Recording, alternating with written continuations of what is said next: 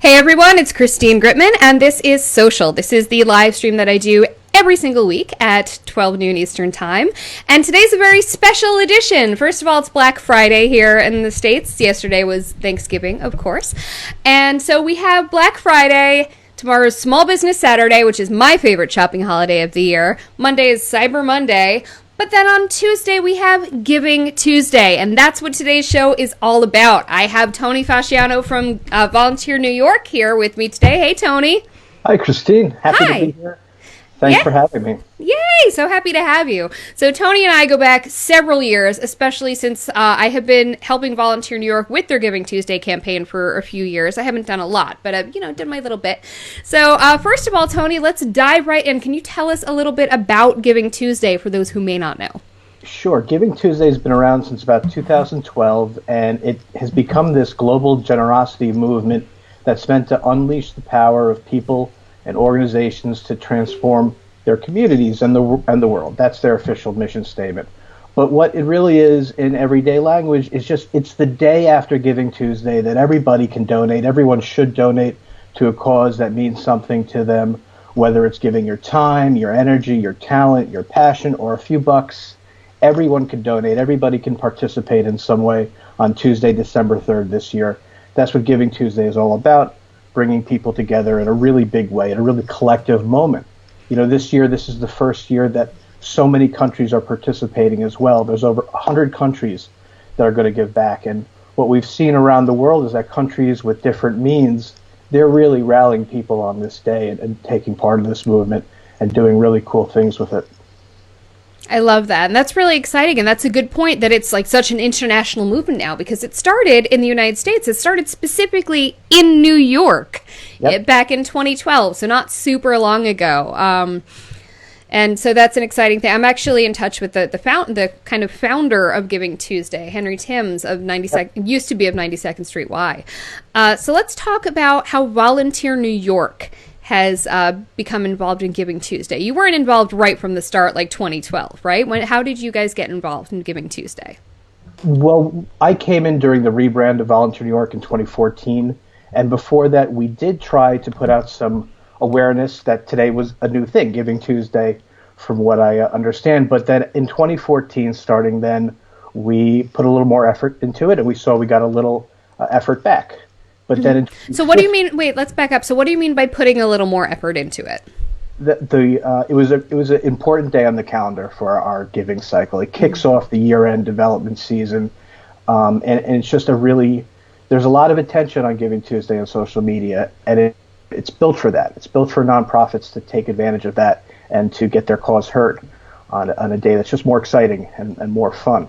And a note for people who may not be aware of this, so part of why you'll often see Giving Tuesday styled specifically with the hashtag in front of it is because it did really start out as a social media based movement. The hashtag is really a key integral part of it. And in fact, if you use that giving hashtag if you use the Giving Tuesday hashtag on Twitter, a little heart will appear that is the logo of the Giving Tuesday organization, which also was not there from the very beginning. That evolved a few years after Giving Tuesday started. But sorry, continue with what you guys did in 2014. So by 2015, we had committed to saying, okay, we're going to actually put some more attention and effort into creating something unique and innovative, because that's the call to action. Starting from Henry Timms on down, is that this is a day nonprofits should innovate and see what you can do on this day. So in 2014, we celebrated our 65th anniversary. Nice. This year, we're celebrating our 70th anniversary, so 5 years later. But one of the lessons we learned was that when we sent volunteers out in the community to deliver a special cupcake on our birthday, and we asked people to take photos with the cupcake and celebrate with us virtually. And what we learned is that that's a really powerful way for us to tell our story, to use social media in an innovative way, to bring it to people, to use our volunteer power to exponentially increase what we could do if we just sent out an email or posted something and then tried to promote it in some other way. We learned that if you ask someone to share or post, that's usually a good sign if they do actually do it, that they like you or whatnot. But if you bring it to them, if you put it in their hand, if you give them a reason to act live in the moment or physically be there if you can, or in any way that is bringing the real world to them, there's a chance that they're going to do it that much more. That they're going to do it well, and it will.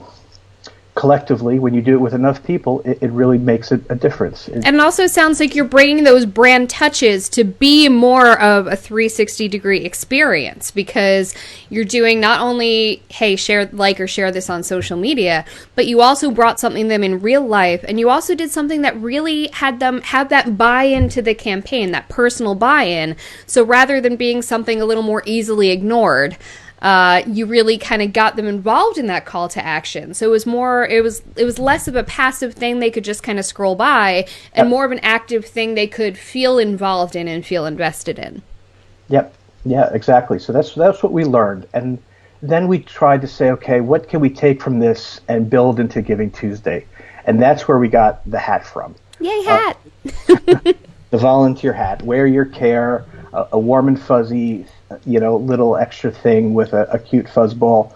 At the time, these were just trending. People were starting to go retro, and the football uniforms and whatnot. So, and kids were getting into them. We thought this could be fun. So everybody can wear a hat, and we say that leaders wear many hats. We say volunteers have to wear many hats. So it kind of just all played together really well. This idea that this hat is a thing that unites us. It's it takes our story to another level across, print, across digital, across social. So let's talk more about the hat campaign, because this one really has multiple parts to it. It's not just social media. It's not just delivering hats to people. So kind of walk us through all the pieces of this Giving Tuesday connected volunteer hat campaign. Sure. Well, it started very small in actuality. In 2015, yeah? In 2015. It started with the idea that we would try to hack Giving Tuesday with with these volunteers who would go out and be dedicated to social, delivering the hats. But we got very lucky. We got the ear of Tracy Bauer at the Journal News, who really championed this idea, took it to their team, as you know, and she was on your board at the time, right? I believe she was. She had actually. So it's also a great example of how board members can really help nonprofit organizations to push initiatives like this forward, right? Because she was able to use her position and her brand and the Journal News to really push this forward and amplify it, which is really what all good board members should do. Take whatever human capital is at their disposal and help out an organization with it. But sorry, go ahead. Well, there's a deeper story, too, in how much she championed this, because she had seen the success of Giving Tuesday in Rochester. Oh, nice. And they had, it's an unbelievable rate, but close to 70, 80, 90% giving rates there. Wow. Similar to Rockland. Rockland is you guys have a high percentage of people who give back locally in your community. Absolutely. And she saw that, and she knew the power of a campaign like this, of getting more people involved on Giving Tuesday and volunteerism, that she really was a champion that helped get this started. And we're thankful to Ed Forbes as well, who's picked up football since. With that said, what brings Giving Tuesday together in a really big way is the Journal News. And we've been happily partnered with them this is our 5th year of our Giving Tuesday campaign. And they offer us a 2-page spread in which we publish 50 to 60 photos of local hat wearers, people who commit to support volunteerism, local volunteerism on Giving Tuesday. And they have their photos published on Cyber Monday. So coming this Monday, you'll see in the Journal News in Westchester and Rockland a beautiful 2-page spread with every local leader who stepped up to support local volunteerism on Giving Tuesday. And we take that one step further with the idea of the delivery on Tuesday, Giving Tuesday, when we bring that to them. We deliver the paper for them as volunteers, and we bring them their hat, and we celebrate a little with them and their office and their team. And it's just a really great moment of, for me, from my view as Director of Communications, is just seeing all this social media content flow in of people celebrating the hat on Giving Tuesday, talking about why they give, how they give, memories of volunteering with their parents, the causes they celebrate as a company throughout the year. And it really brings out the best of people who are really trying to invest back in their community, really trying to do good things above live and work here. I will say we also do one more important component with the Journal News, which has been to ask some individuals to make a video with them and to publish, to answer publicly why they give. And that part's gotten stronger over the years, I've noticed. Video has become a bigger component, which is really keeping pace with general online trends. Video has become more important than it was even just in 2015. Yep, in big ways. But it's really cool. The videos have just gotten stronger. Mark Vargari has done a tremendous job. He's the man behind the glass of all our volunteer photos, and many more for the Journal News. So we've just found a tremendous partner in him as well. And for people who don't know my connection to all of this, actually, when they first started this campaign, the Giving Hat campaign in 2015, I was an employee of the Journal News. And my job was literally to kind of have my spreadsheet, keeping in touch with Volunteer New York, of who the donors were, who were donating that amount that would get them the volunteer hat and participating in that. And so I would coordinate with Mark Vergari, the photographer, to take pictures of all these people, and also there was an online interactive component as well, because in addition to the warm fuzzies and knowing that you're helping your community, a huge advantage of participating in something like this, you guys offered tremendous benefits for the donors because they got exposure in print, exposure online, and then, as you point out, that incredible exposure on social media on the day of, which humanizes them a lot more. Yeah, I mean, I'll say the way we talk about the hat is that it's one of the highest honors that we could offer, is to give someone the chance to wear the hat. It's like a crown. It signifies that someone is very committed to their local issues, their local needs, local volunteerism. It speaks more than words can say. Sometimes if you walk into someone's office, we know that they have the Journal News frame. They know they have the hats on display. So every year we've changed the hat a little bit, and you go to some offices and you'll find 5 different hats sitting there proudly. And it's just a way that it's an annual reminder that Giving Tuesday is important locally, and it's only getting bigger. We're very excited. Tuesdays are right around the corner. Yep. We have a lot of fun things planned, a few surprises still. Ooh. We try.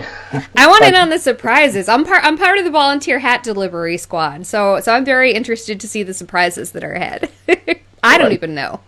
It'll be fun as we try. We're known for doing things in our own way, but it's also our 5th year with the hat. We're super proud that we've gotten this long. How the campaign has evolved. We're thankful this year. The Journal News, actually, we've been able to publish some new op-eds, which I suggest if you guys are really interested in this moment, to read more about our calls for generosity. Let's talk about those op-eds. What's the content there? Sure. Well, one is a call for generosity that was published a little bit ago, and it's been a while. That it's really just explaining what the day is and what that means to your. And we can link that in the comments, because this is going to have a replay, so we can link that in the comments of the replay. Great. That one actually is a little funny in the sense that it talks to people who are cynical, and it talks to people who are self-identify as do-gooders. So it explains that even if you don't get nonprofits or you're not on that team, there's still value to what they do throughout the year. They still need to keep their lights on, and that still requires real dollars.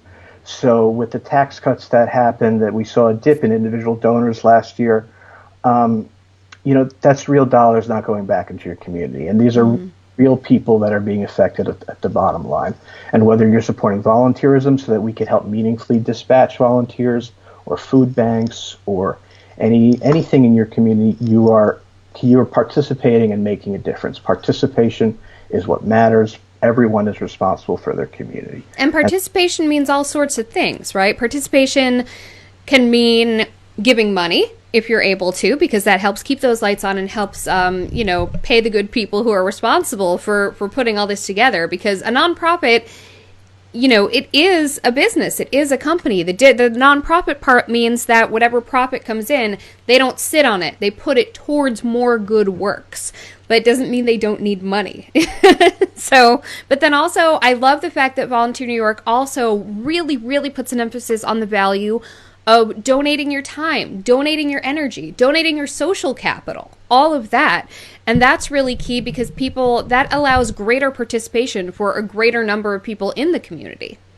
Yeah, I mean, for your audience especially, they are sitting on something very valuable that could make night or day difference for a local nonprofit that can't afford a marketing person or even the experience to get a marketing intern and have them be able to do something useful with that.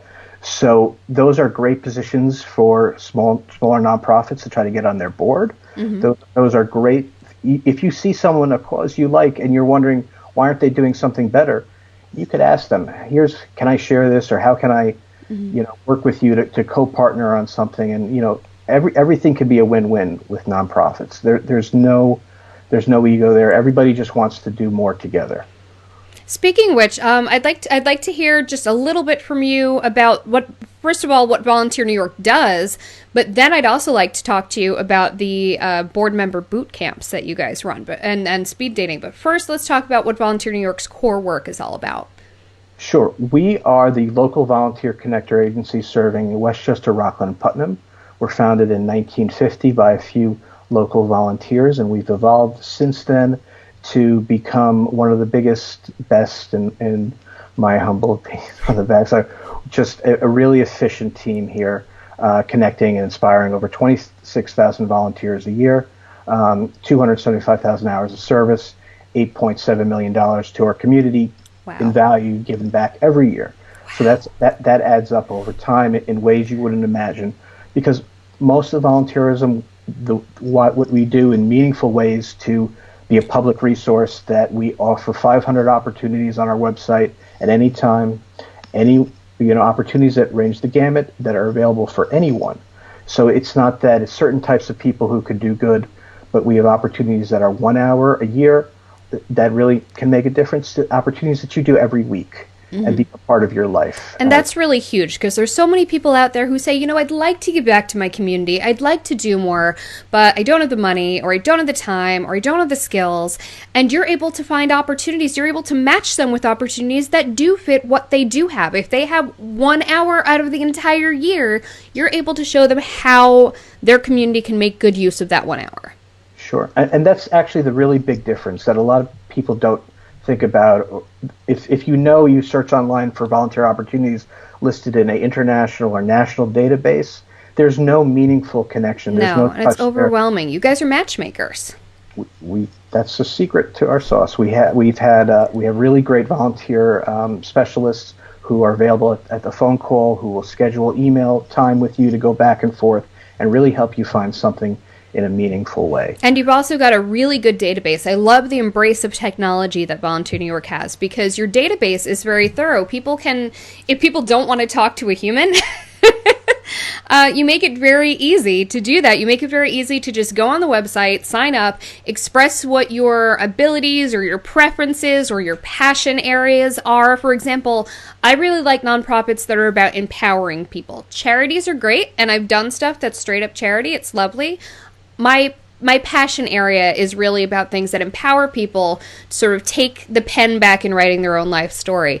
And you've got plenty of that. You've got plenty of organizations that do that. So really, you've got something for everyone. Now, I also want to talk about the stuff you do beyond that. Sure. Yeah. Sure.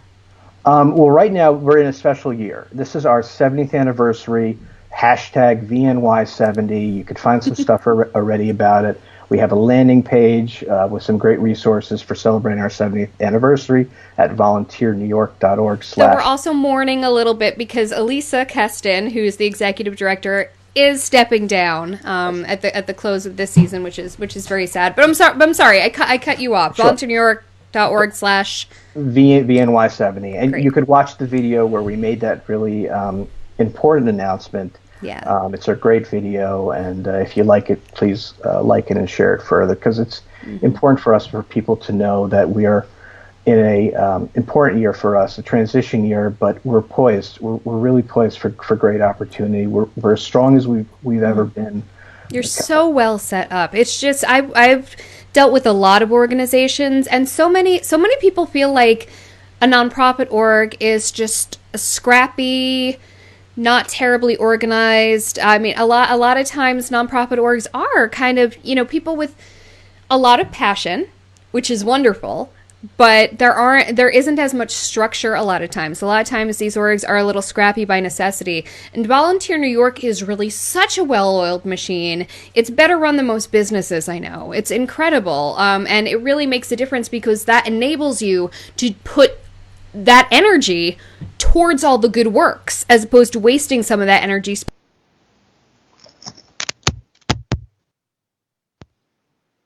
Christine, can you hear me? I lost your audio. Oh, I think I just muted myself. So yes. What's the last thing you heard? It's a good, I don't know. Okay, well, I was saying basically that Volunteer New York is so well run.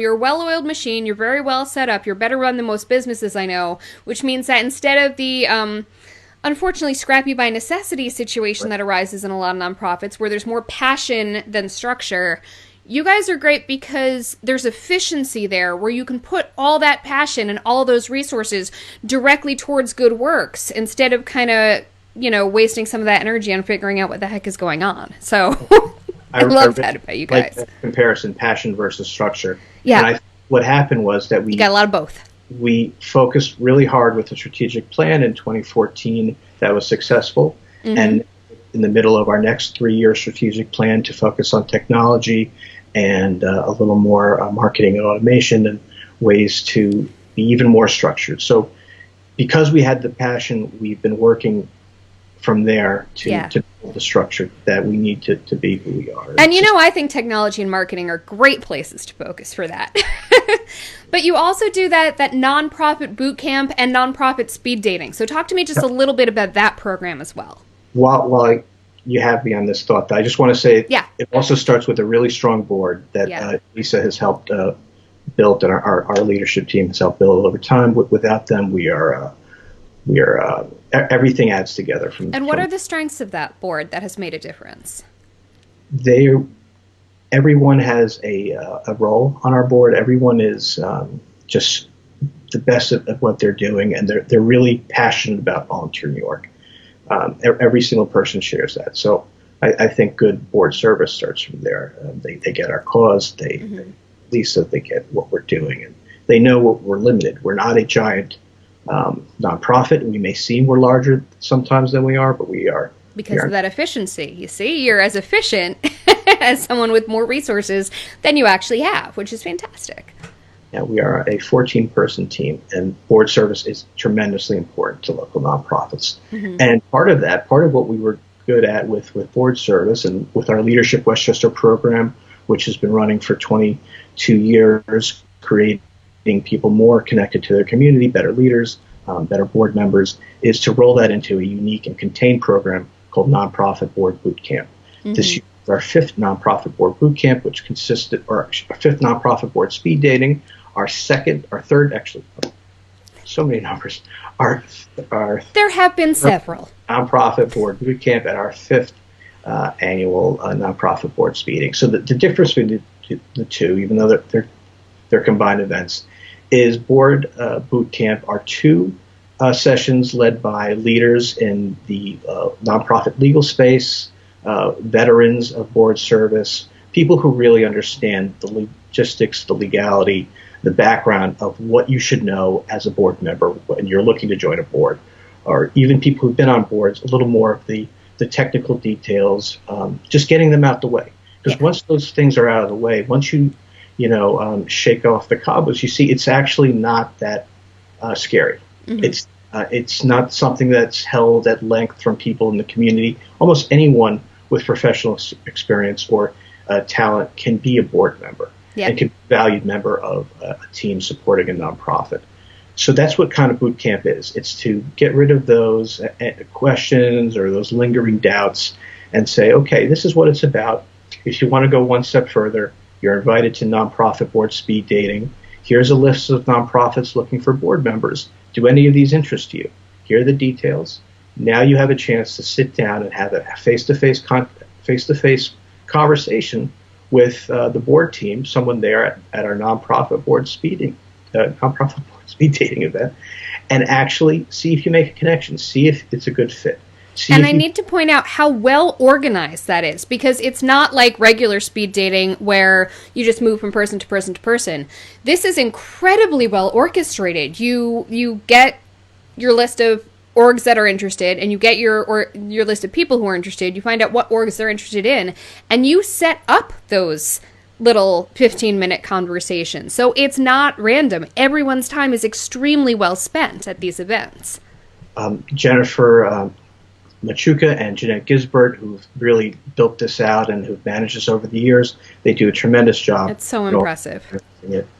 Again, with that efficiency, you see, instead of wasting people's time with kind of, vague exploration, you're able to make it so that the org is speaking to someone who might be of value to them, and the person is speaking to an org that they have an actual interest in. Yeah, so much so that if they don't get enough interest, the nonprofit who's looking for board members, but they do get some interest, we won't waste their time by bringing them out there. We'll connect them on the back end to those board members. So it's still a chance that there's no wasted or misconnections to speak. It's an incredible resource. And I want to point out that even though you've run it several times in Westchester already, it's coming to Rockland. Rockland County had traditionally not had as much Volunteer New York activity as Westchester for a little while, but it has really increased by leaps and bounds. There's a Rockland Advisory Council for Volunteer New York, which I'm proud to help out with, where we really try to use our connections to improve those ties between Volunteer New York and our huge quantity of nonprofits here in Rockland County, and we're doing board speed dating. I need to look up what date it is so that everyone knows, but Rockland County, Volunteer New York, board member boot camp, and speed dating. So I'm going to look up that date while you tell us just a little bit more about how people can help Volunteer New York. Sure. No, we're super excited to be bringing this and expanding this program into Rockland. It is in March and April this year. It is listed on our volunteernewyork.org/VNY70 page as one of the events, especially if you're in Rockland, to come check out. We, because of Giving Tuesday, we actually have a Rockland office now. We have space that we're able to use and be at throughout the month so that people in Rockland can meet face-to-face with us and get those types of meaningful matchmaking connections that we offer, or we could sit down and have meetings with local nonprofits. And that's in the offices of, I believe, the ARC in Nyack. So it's right near me. So yeah, that is going to be in March and April. I don't want to quote the wrong date in case it's not finalized, but obviously, I'll be talking about it on social media.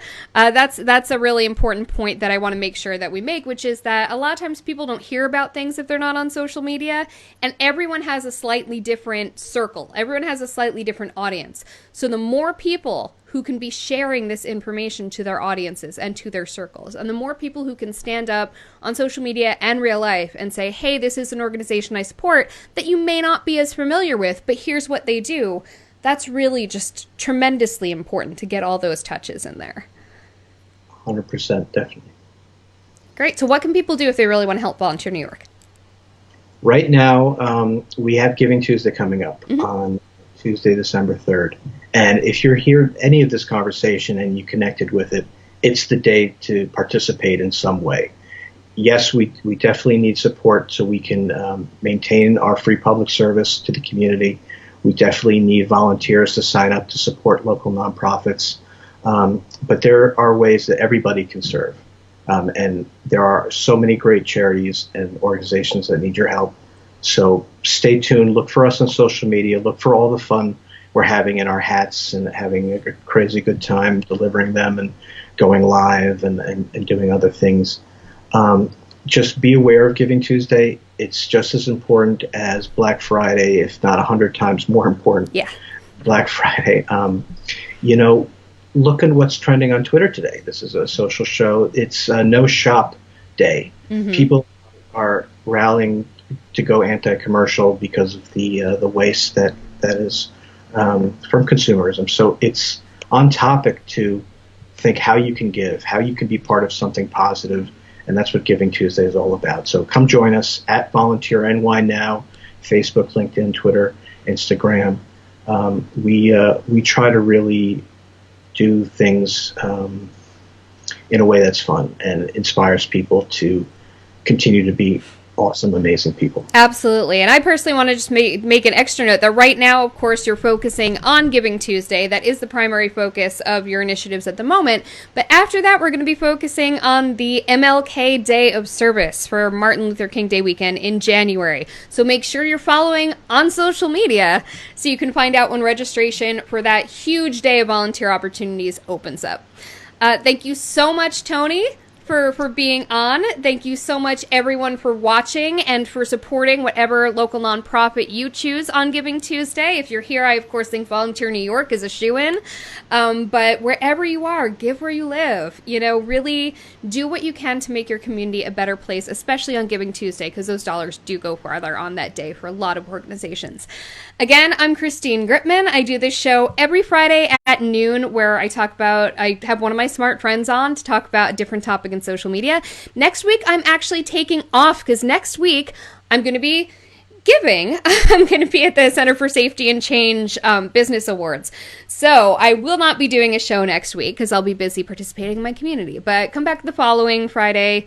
Again, you'll find out about it on social media.